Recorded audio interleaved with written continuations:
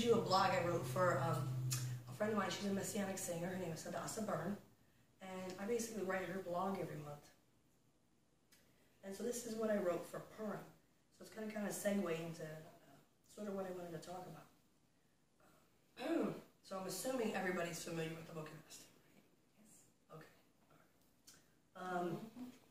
This month we will celebrate the holiday of Purim, the celebration of how a lowly Jewish girl rose to become the Queen of Persia, risked her life to advocate for her people, fought to reverse the evil decree against them, and gain justice for the displaced Jews. Purim is a joyous holiday, but also a solemn reminder that the adversary is tirelessly roaming about, seeking our destruction. This is just one of the many themes of the Book of Esther, along with victory, humility, courage, etc. It also might surprise you to know that the Book of Esther was once filled with much controversy. It almost wasn't even added to the Bible. The debate centered around one main issue, that the name of God is never mentioned, not once. After much rabbinic commentary, it was decided that even though God's name is never mentioned, he is clearly moving behind the scenes throughout the entire book, orchestrating every event and milestone like a patchwork quilt. Oftentimes, we as believers have to deal with a seemingly unfair hand in life, filled with pain, tragedy, and loss. We often say to ourselves, where is God in all of this? This, in my opinion, is the main theme of the Book of Esther. The Lord will never leave you nor forsake you. I remember a saying from when I was young that goes, when you can't see God's hand, trust his heart.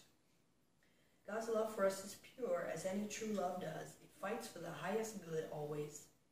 You can't always see God's hand moving in your life, nor could Esther see it in hers. But he was there, not just to bail her out of every dark situation, but to build her character so she could rise to meet the challenges in the darkness. God, too, helps us rise to life's occasions. He prepares our hearts, listens to our pleas, and gives us courage to fight the good fight. Together, there is no hurdle we can't climb over, no obstacle we can't move, and no pitfall we can't avoid. Sometimes it seems like God is silent, but the teacher is always silent during the test. I heard a saying on the radio the other day, life is like photography. You need character to develop.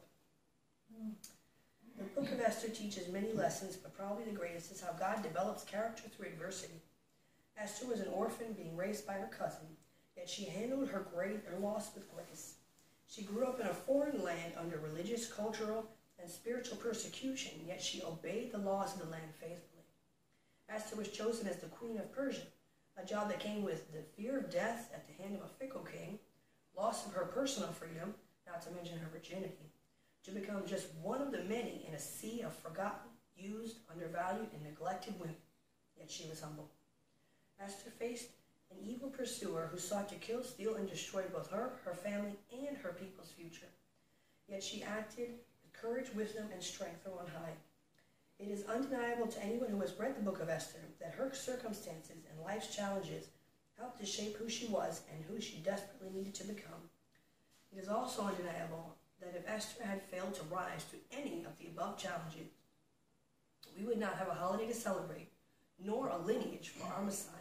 There would be no Jewish people. But that is not how the story ended or how it began. God knew her path before she walked. He held her hand through every trial. He helped her soar above every storm. He stood with her in victory in the winner's circle. Indeed, her Hebrew name Hadassah means myrtle branch. It was a kind of laurel placed upon the heads of those victorious in battle and in games. Esther bore victory before she was victorious. Esther bore victory even before she faced her first trial. Esther bore victory because she knew in whom is the victory. We too bear the mark of victory when we remember that God is moving behind the scenes to develop our film. We remember, when you can't see his hand, trust his heart, because life is like photography. You need character to develop.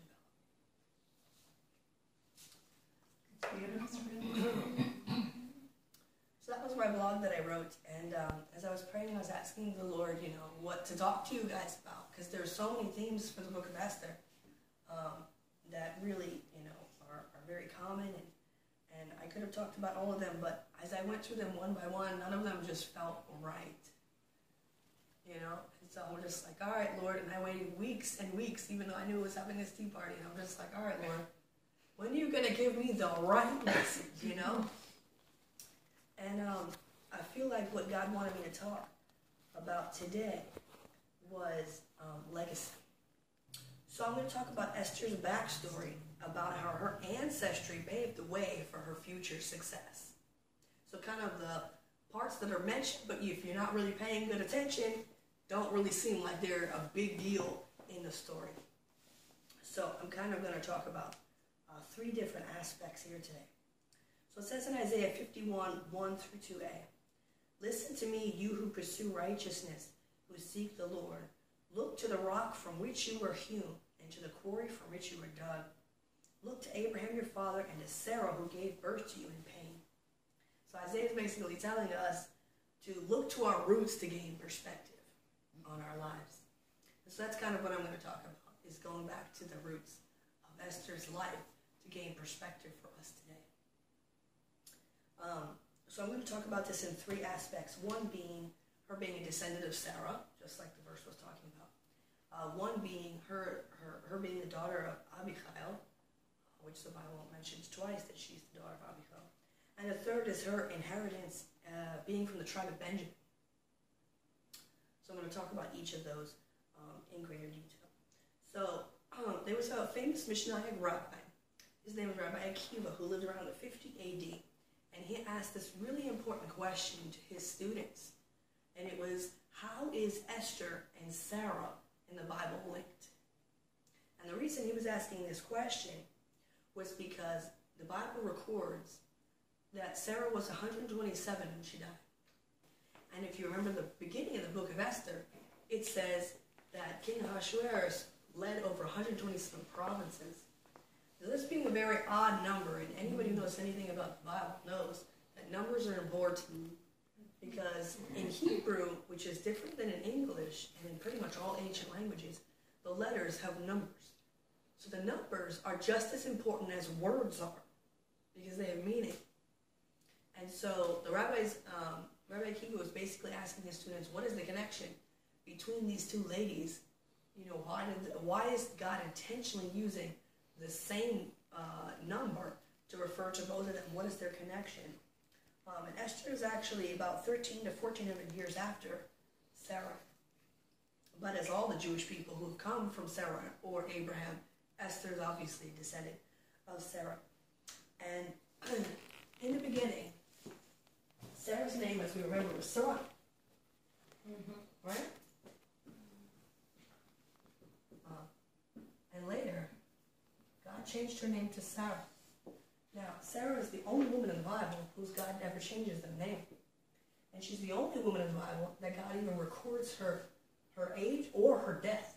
So the fact that, you know, it's making an intentional point to go out of its way to say this number 127 tells you that it's not just something that's kind of just in there for extra detail. But God understands prophetically why it's going to matter later. So, Sarai in Hebrew means my princess. And God changes her name to just princess. And he basically deletes off the I version, the possessive. And I thought about this, and what came to me was, why would God do this? But when you think about Sarah, she was always somebody's princess, right? She was obviously her father's princess, just like most young girls are, right? Daddy's girl. And obviously they were the ones who gave her that name. So, indicating that she was possessive. She belonged to them as their princess. And she was also Abraham's princess. And not just that, but there were many kings that sought after her, as we remember, right, from the story, who wanted her to be their princess. And so I think intentionally God removes the my because he's understanding that her legacy in the birth of Isaac and what's going to happen later on is so far greater than anyone's ownership of her. That her royalty, her royalness, is not based on man and her relationship with man, but the lineage, the spiritual lineage that she is going to birth. Because if we remember, when God gives the prophecy to Abraham and Sarah, it could have, most of the Bible, which is very patriarchal, could have just said, okay, Abraham had, a child with Hagar, and okay, that would have been good enough. But it wasn't. It wasn't good enough for God. It wasn't just important that Isaac was the son of Abraham, but he was the son of Sarah. And that's super important. So I think God intentionally removes the Mayoff, the princess, because he's really her princess. The royalness that's coming now from her lineage, which would later be the Messiah, right, who would rule, is really the royalness in a spiritual sense, not in a physical sense. And so why I think the rabbis are linking Esther and Sarah is for this same purpose. Because as we remember, she becomes queen. So Sarah and Esther are linked by royalty. They have a spiritual lineage of royalty. Because Esther had no reason to be royal. Right? She wasn't like the son of the whoever from this tribe and then let's intermarry or not. She was a nobody. She was worse than nobody. She was an orphan. You can't get any lower in Judaism than an orphan. So, I mean, God chose somebody who was really nobody to be royal. And I think that's the same point with Sarah. That God chose her to bring forth the lineage of the royal Messiah. So the second point that I wanted to bring out was that the Bible talks about her being the daughter of Abigail. And it actually mentions this twice within the book of Esther, that she is the daughter of Abigail. And you think, well, why does it matter? Because frankly, the guy's dead, right? It really has no bearing on the actual story and what's going to happen. It's not pushing the story. So Esther reigned from around, because nobody's quite sure of these dates, but in general sense, 486 to 465 BC, about 100 years after the destruction of the first temple in 580 BC by the Babylonians. So as we remember from our history, the Babylonians came, destroyed the temple and the tabernacle, the temple rather, and Jerusalem and whatever. And now you have a new group who's coming in, who's now rising to power, the Persians.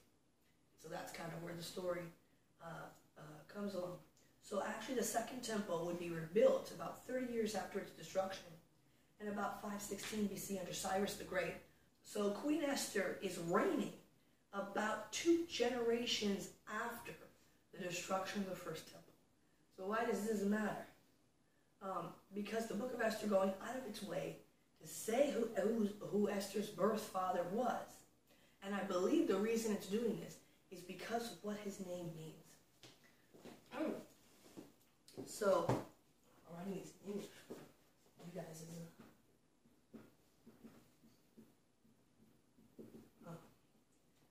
Abigail. Excuse me. Means my father is valiant.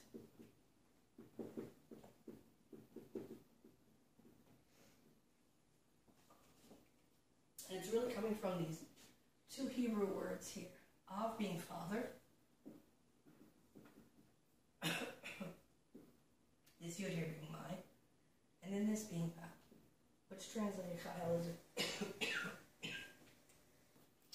obviously her father being named my father's valley. You could take this in 2 different ways. That this is referring to her father's father, right? Her grandfather being valiant. Which makes sense to me personally, because he would have been the person, as her grandfather, fighting in the war during the time that all this is going on.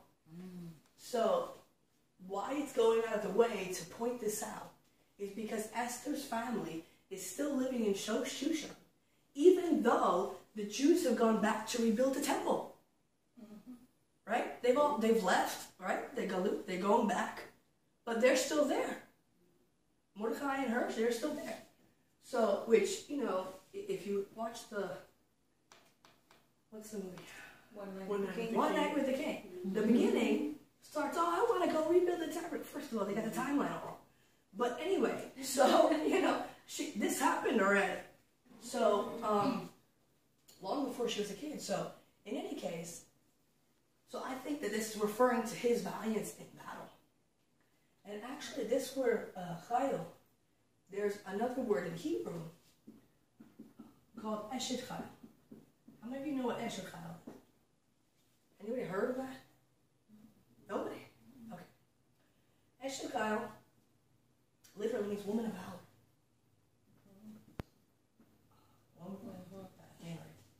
Okay, my woman of valor. And actually, it's traditional in the Jewish homes on Friday night for the husband to recite Proverbs 31 over his wife as a blessing and as a prophetic type of thing. So every Shabbat to do this. Yes. And this word valor is actually has a connotation for warfare. So this is someone who's a warrior. And actually, if you look many times in the Bible, it's actually translated as armies sometimes. Mm-hmm. So when the rabbis are calling a woman of valor is somebody who's not just like the Proverbs 31, someone who bakes and who sews and who whatever, very domesticated. Mm-hmm. Right? You're talking about them fighting women, right?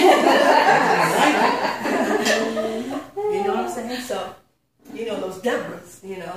So it has multiple different meanings. So when it's referring to her father as being a person of valor, I think it's referring to his warfare nature. And that's important because, as I mentioned, the name Hadassah in Hebrew is for like the laurel that you put over someone's head. You know, you've seen those pictures of the Romans? Yes. The thing on their head? Mm-hmm. Okay, well, in the Greek sense, when you would win the Olympic Games, or whatever the case may be, they would always put that on their head. The thing, right. So this is the same thing. So Hadassah's Hebrew name is built in the myrtle branch. It's built in a symbol of victory.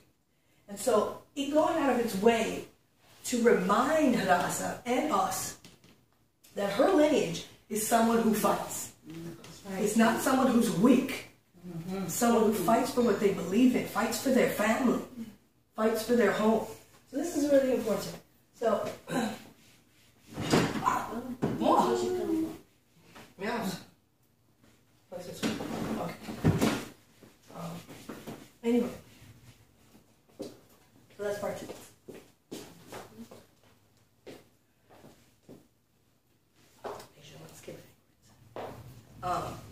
So Esther is possibly the granddaughter of a warrior, and the Bible wants us to know that her heavenly father, because this could also refer to a heavenly father, because in a lot of Bible names, you know, my father is this, is kind of refers to God sometimes. Mm-hmm.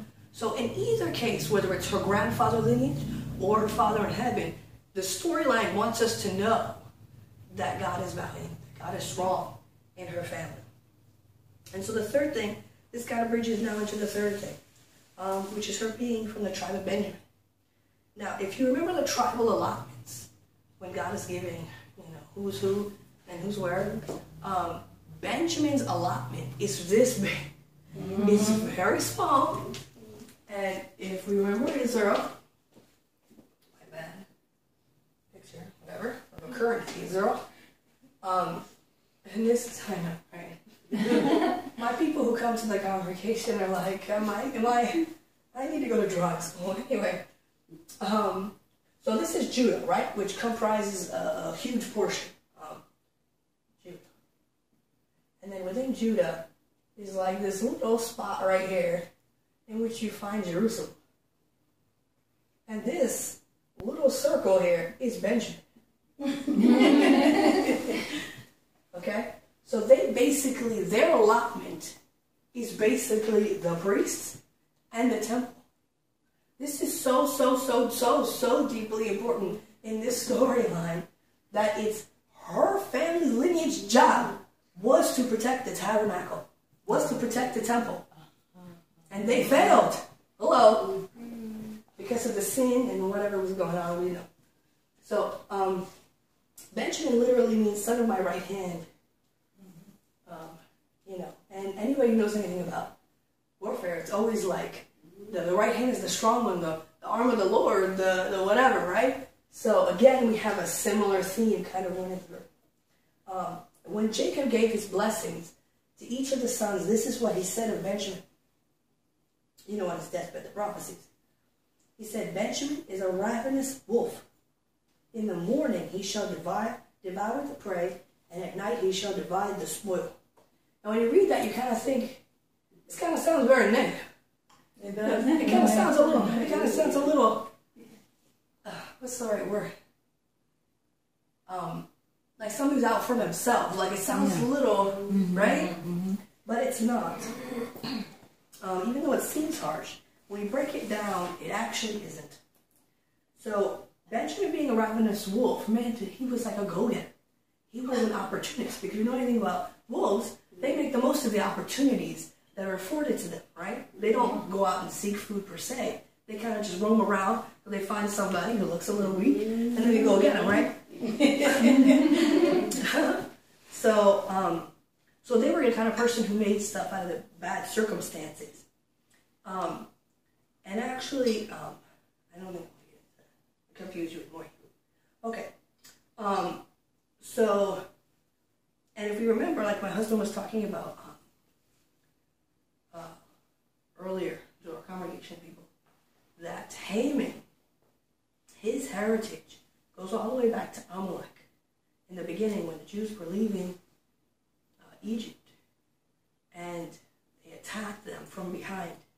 And why they're considered so bad within Judaism is because anytime you have a war, right? You always see like in the movies, like the two armies are going in front of each other and they're coming, right? And they kill each other. But what Amalek did is he didn't come face to face with the warriors. He came and attacked from behind the stragglers, the old people, the children, the weak. And this is why Amalek, the spirit of Amalek, is so deeply important within Judaism, because they were not honorable warriors. They were disgusting people who would just attack the people who were weak, you know? And so that spirit, if you remember, Amalek, down some generations, had a bunch of kids, and Agag was their king. And because Saul didn't kill the Amalekites and allowed the leader to live, Agag, this is why Esther makes it a point to say that Haman is a descendant of Agag. Because the reason that he's there is because Saul didn't do what he was supposed to do in eradicating this disgusting people. Let's just put it like that. So basically, so Esther fulfills this wolf mentality when she took down the strength of the leader of Agag, the Amalekites, in Haman. And actually, wolf, I wasn't going to tell you, but I'm going to tell you. Okay. Wolf is Zev in Hebrew. And anybody who knows the word pictures, I'm always talking to my people about word pictures. Because everything in Hebrew not just has numbers, but because Hebrew was originally a pictographic language, each thing kind of has a picture that goes along with it. And so you can kind of understand the original intention, kind of like hieroglyphics, of what God really meant when these words existed. So Zion is like a weapon. And Aleph was like a bull. And the Bet was a tent. And so when we kind of put these pictures together, the image we get of what is quote-unquote a wolf is a weapon who can kind of attack the bull, which is considered the strength of the home, something strong. Aleph is the first letter, so it's like the head of the household, that type of thing. And Bet is like the tent, or the son, or whatever, or the family, because the family's in the tent. So literally, a wolf in Hebrew is someone who cuts or severs the strength of the house. So when we think about what Esther is going now to do to Haman, whose ancestor was the leader of the Amalekites, you understand this a lot better. That the prophecy of who the Benjamites would be is fulfilled in her. And so the second part of the thing, the verse goes, in the morning he shall devour the prey. So when Benjamin goes to devour the prey, many people, when they work for something, they don't always sit down. You know, I talked about this because we're Marthas. Don't always sit down to enjoy the fruit of your labor. And this is something that, in this little piece of verse, God is saying Benjamin is the kind of person who sits down to enjoy the fruits of their labor. It's like James. Yeah, praise God. So that's the blessing. And to enjoy what they worked hard for. And the last line in that prophecy says, at night he shall divide the spoil.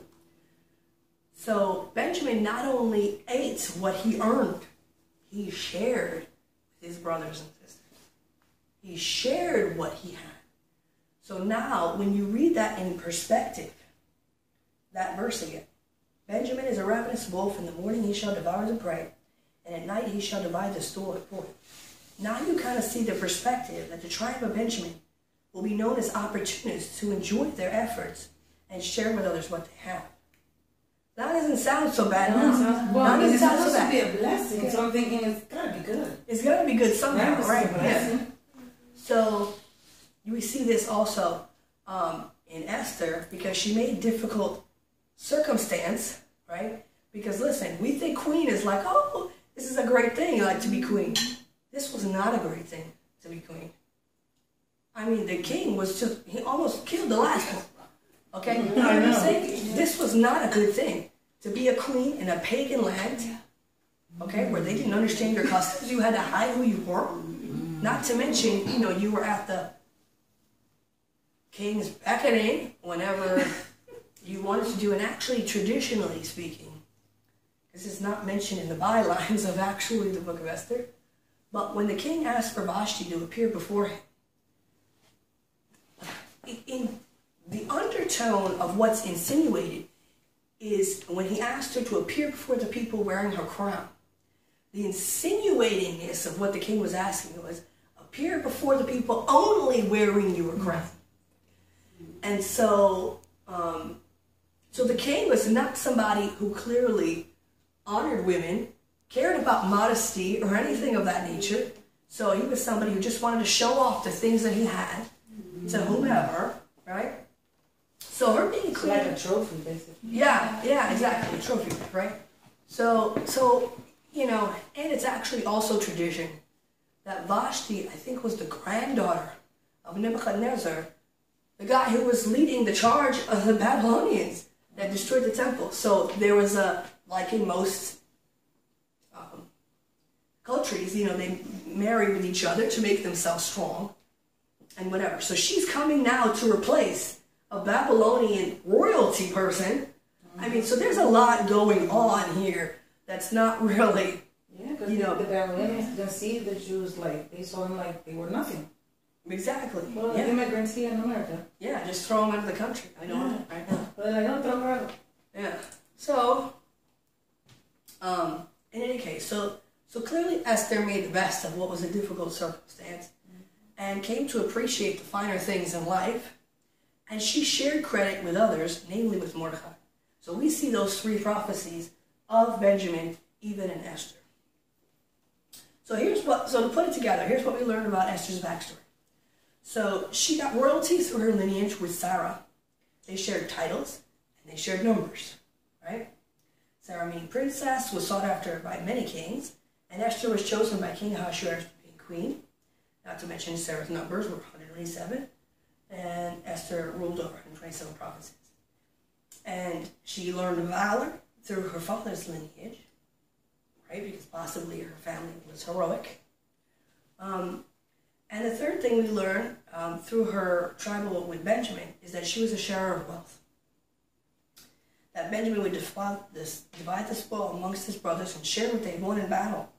And Esther and Mordecai would later mandate the giving of gifts to friends and to the poor in honor of the victory they won on Purim with God's help. So it's traditional. You go to any main Jewish website during Purim time, you will see they sell gift baskets with fruit and food in them. So it's traditional to give food gifts, not like cell phones, like fruit and, you know, whatever. Like not jewelry. Yeah, like some Dominican cake. You know, give to, you know, your friends and to people who are poor. That's nice. So clearly, sure. So basically, what does all this mean for us today? So, just like with Esther, God has laid the foundation and the groundwork throughout all the generations that have come before us for our success today. Because obviously, some of this is going on thousands of years before Esther is even existing. But God knows her lineage. He knows who's going to be, who daughter she's going to be, who's, whatever tribe she's going to be, whatever. And he's putting all these pieces together to make what's going to happen. So he's handpicked for us also. Our ancestors, our family origins, our parents, our ethnic background. He's chosen for all of us the establishment of his kingdom on earth to accomplish his purposes and his plans in our lives. And so the bottom line of what God really wanted me to speak to you guys is that each one of us has our own lineage too. We have our own parents. We have our own backgrounds. And that whether we realize it or not, God is using those things within our lives to open doors for the successes that we're going to have.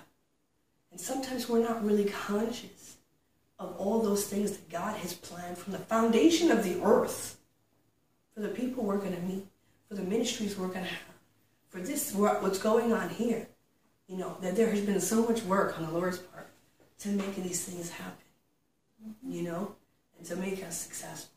And I think when we are fully conscious and fully aware of just what God is doing in us, I think it makes it easier for us as people to fulfill our destiny because we understand where we came from. And that's so deeply important. And so that's really what God wanted me to talk to you about, is about your personal legacy, your personal heritage, your personal DNA that God has given to us. So I'm going to read you this section from Psalms 78. For he established a testimony in Jacob, and he appointed a law in Israel, which he commanded our fathers, that they should make them known to their children, that the generation to come might know them, the children who would be born, that they may arise and declare them to their children, that they may set their hope in God and not forget the works of God, but keep his commandments, and may not be like their fathers, a stubborn and rebellious generation, a generation that did not set its heart aright, and whose spirit was not faithful to God. So God has built in each one of us a testimony through our lineage, and he wants to see that accomplished. It says in Hebrews, for every house is built by someone, but he who builds all things is God. And so what I put here on all you guys' little things, they all said the same. Different colors, say the same. And I put the verse on the back that says, there is hope in your future, says the Lord, that your children shall come back to their own border. And the reason I chose this verse is because we often think about our lives in a vacuum. But even the word of the Lord says, that when you have iniquity, I will visit the iniquity upon third and fourth generations. There is an understanding that what you are doing right now, me ministering to you right now, is going to have weight of effect, hallelujah, in the third and fourth generation that I will not be here to see. And that is so, so deeply important. And I know that, I'm sick right now because God wanted me to give you this message. And I know it's the devil trying to close my mouth because he wants you to hear this, how deeply, deeply important it is, who you are, who he's created you to be, and your legacy, your past matters. It matters. It's not just something that, happened that you can just put, in the front of your Bible in your family tree. You know what I mean? It matters. It matters. So I wrote here, and I want you to read it. This is for you. Who are you the descendant of? Anybody in your family that comes to your mind? Who are you the daughter of? And whose family clan or family heritage or family inheritance do you have? What comes to your mind? And write down, based on these things, put together what I put together for Esther. What is your legacy? Her legacy was victory. Her legacy was being a woman of valor. And God drove that home again and again and again through her DNA. Who are you? What does God want you to project in this generation and in the generations to come? So I want to tell you a story. I'm going to give you mine. And always know your background, because we don't always know our backgrounds, right? Mm-hmm. Not everything we know.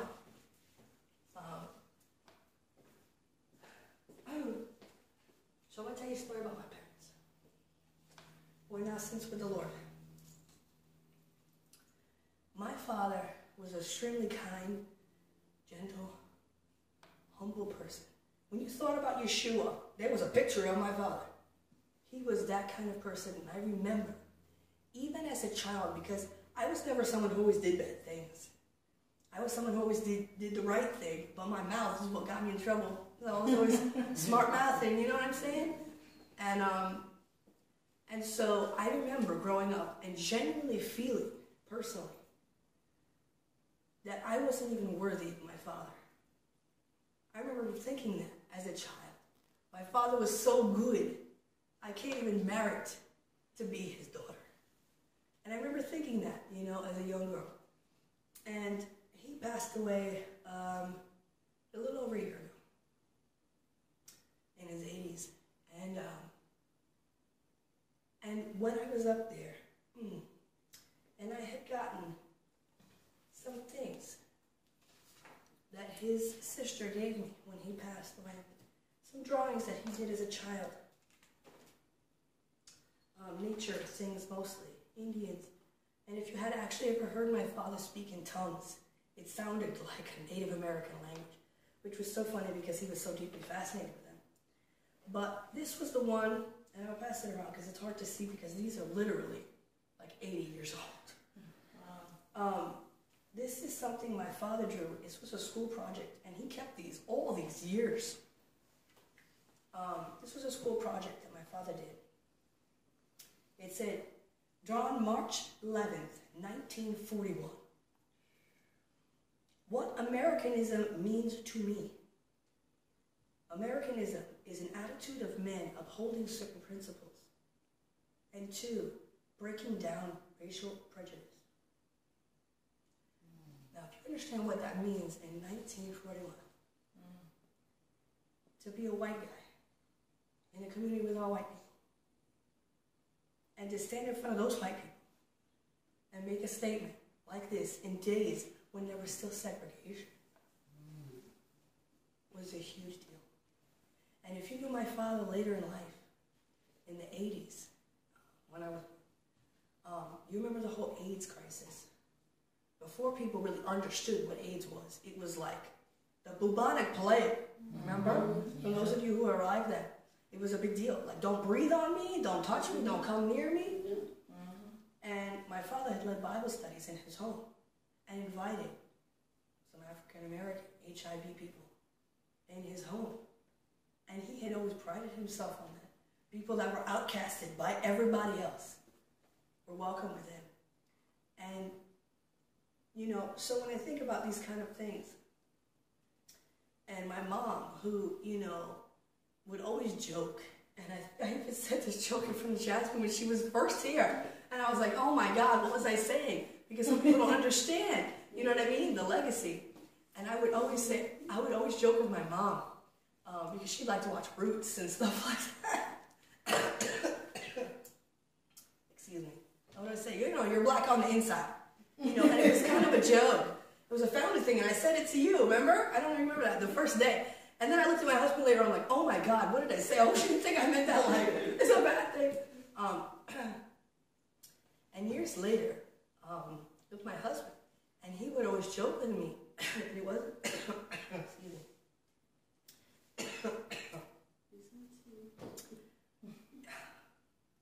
It wasn't always something that I realized until my husband really pointed some things out to me.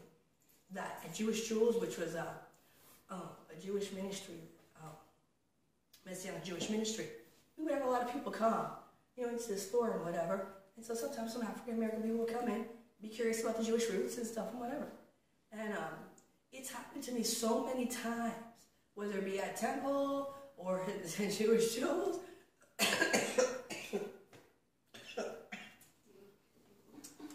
Like, almost done. Lord, help me out. Wherever I've been, that it's just like, especially ladies, like African-American people like flock to me. And my husband said to me one time, you know, a lot of African-American people, Caribbean people, like people in general, they come to you. And I was like, what are you talking about? But as I was writing this message, I remembered the legacy of my mother and the legacy of my father and why I have the rapport with the people that I do, because they built that. And I don't know what went on in the past and what went on in the whatever, but God knows. So I just wanted to share that with you, to really contemplate that, to take those little things home and really write them down and make that plain for yourself, Allow yourself to see the vision that God has for your life. It's just bigger than right now. So that's the end. So let me pray.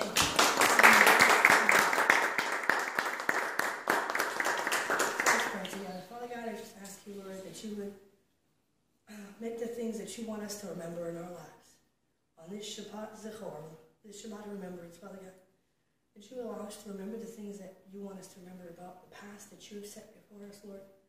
Whether they be good things or bad things in our past lives, Lord, you have them there for a reason, Lord. Either to overturn or to push forward your agenda. And so I just ask you, Lord, that you would just open the eyes of the hearts of the women who are here, that you've ordained to be here, Father God, as we have prayed them forth. And I just ask you, Lord, that you would renew in them a sense of self, a sense of who you have created them to be now and eternally, Father God, because your word, O Lord, does not come back void. So the word that you've placed in them, that you want them to accomplish, Lord, I thank you, Lord, for watching over your word to perform it, Father God. You are faithful in all generations, Lord, and we just thank you for your mercy upon each of us.